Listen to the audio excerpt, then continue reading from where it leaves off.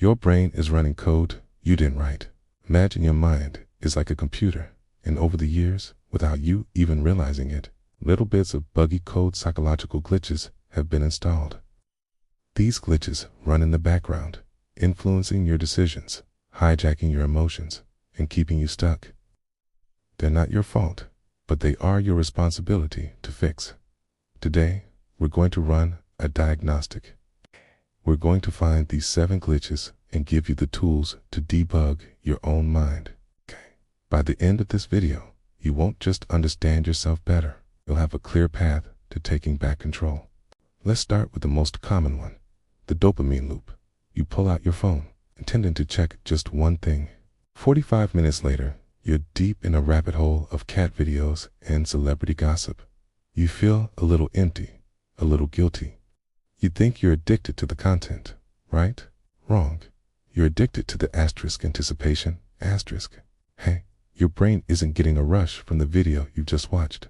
Hey, it's getting a rush from the asterisk possibility, asterisk, of what you might see next. Every swipe, every scroll, every click is a little gamble. Will the next post be amazing, hilarious, shocking? That what if is what releases dopamine, the chemical of desire. It's the same mechanism that drives gambling. The social media companies designed it this way. It's a system built to keep you hooked on the hunt, not the reward. So how do you break this loop? It's surprisingly simple. Use the 10-second rule. The next time you feel that mindless urge to scroll, just stop. Quit your phone down and count to 10. Slowly, in those 10 seconds, the spell of anticipation is broken.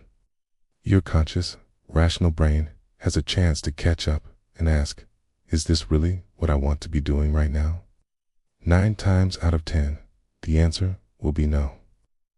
That small pause is your escape hatch from the infinite scroll.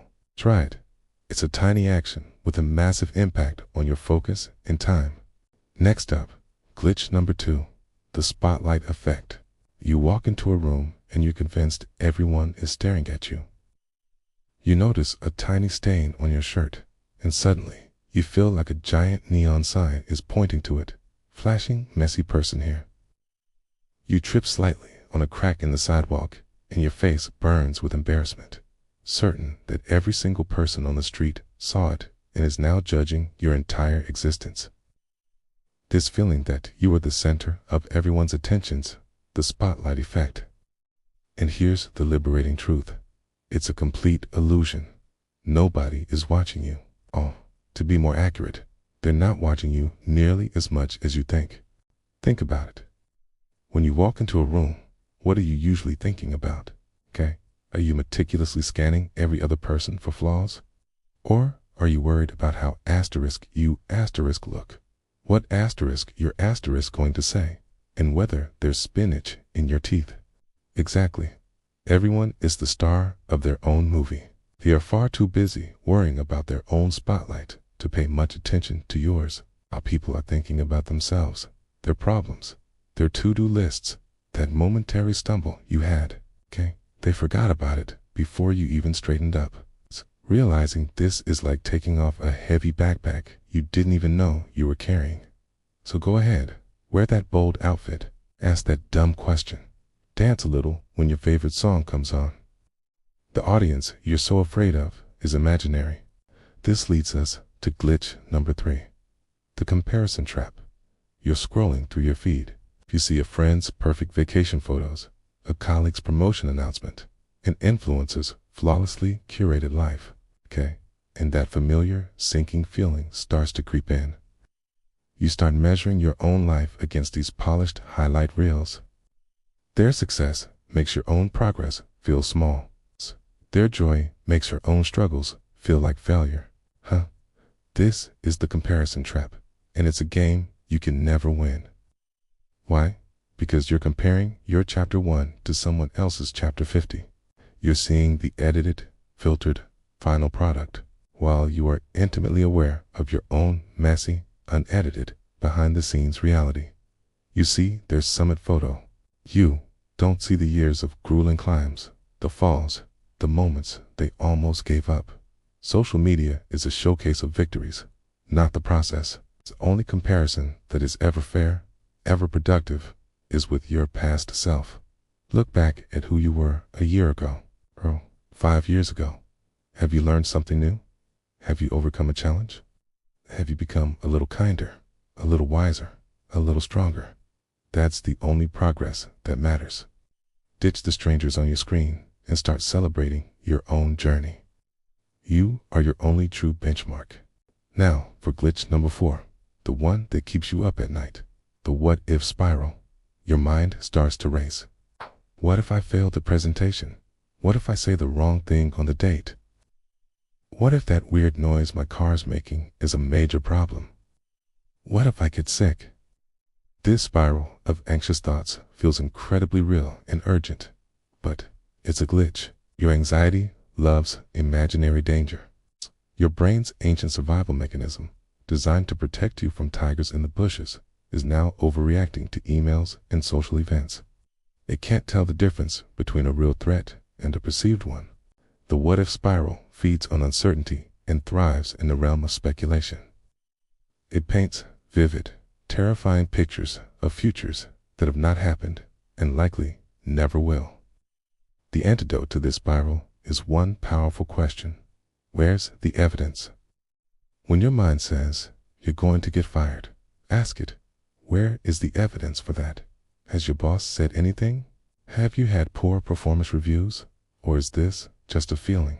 When you challenge your anxious thoughts with a demand for cold, hard facts, you'll often find that they have none. They're just stories. By grounding yourself in reality and evidence, you pull the plug on the anxiety machine. You expose the what-ifs for what they are, ghosts. Let's move on to glitch number 5, the comfort zone trap. Your brain has a primary directive that overrides almost everything else: keep you safe. And to your brain, safe means familiar. It doesn't necessarily mean happy, fulfilled, or growing. It just means predictable. This is why you might stay in a job you dislike, a relationship that isn't working, or a city that doesn't inspire you. It's not because you love it, it's because it's known. The unknown is scary. It's the possibility of failure, rejection, or discomfort out there is a risk your brain wants to avoid at all costs. This is the comfort zone trap. It feels cozy, but it's actually a cage that limits your potential. To break out, you don't need a massive, heroic leap. You just need the 2-minute courage rule. Identify something small that pushes your boundary, something you've been avoiding. Maybe it's sending that one email, making that one phone call, doing one push-up, or researching one online course. Then commit to doing it for just 2 minutes. Anyone can be courageous for 2 minutes. What happens is magical. Starting is the hardest part. Once you're in motion for those 2 minutes, the inertia often carries you forward. That tiny act of courage proves to your brain that the danger wasn't real. You survived. In fact, you might have even enjoyed it. Repeat this process, and your comfort zone will expand, 1 2-minute breakthrough at a time. Glitch number 6 is one that so many of us struggle with: overthinking mode. A small problem occurs. A friend gives you a weird look. You make a minor mistake at work, okay? But then your mind grabs onto it. It replays the event over and over, okay? You analyze it from every angle. You imagine all the worst-case scenarios. You dissect every word. This process is called rumination, and it's the engine of overthinking. It's a glitch that makes small problems feel huge and solvable problems feel impossible. You think you're problem-solving, but you're not. You're just spinning in a mental hamster wheel, generating anxiety without moving an inch toward a solution. Overthinking feels productive, but it's actually a form of paralysis. The more you think, the less you do. So, what's the cure? Action. Action is the sworn enemy of overthinking. It's the moment you catch yourself ruminating. Do something. Anything. It doesn't even have to be related to the problem. Go for a walk. Wash the dishes. Organize a drawer. Call a friend to talk about something else entirely. Okay? This physical action breaks the mental loop. When you get your body moving, your mind is forced to change its focus. And when you're ready to address the actual problem, don't just think about it. Take one small, concrete step. Send the text. Write the first sentence. Make the plan. Action kills overthinking by proving that progress, not endless analysis, is what truly solves problems. Finally, we arrive at the deepest and most powerful glitch of all, identity lock. This glitch operates on the two most powerful words in your vocabulary. I am not a morning person. I am bad with money. I am shy. I am not creative. When you say these things, you're not just describing a behavior. You're stating an identity, okay? And your brain will work tirelessly to make sure your actions align with that stated identity, okay? It becomes a self-fulfilling prophecy. Okay, if you believe you are bad with money, you will subconsciously make choices that prove it. Okay, if you believe you are shy, you will avoid social situations, reinforcing the label.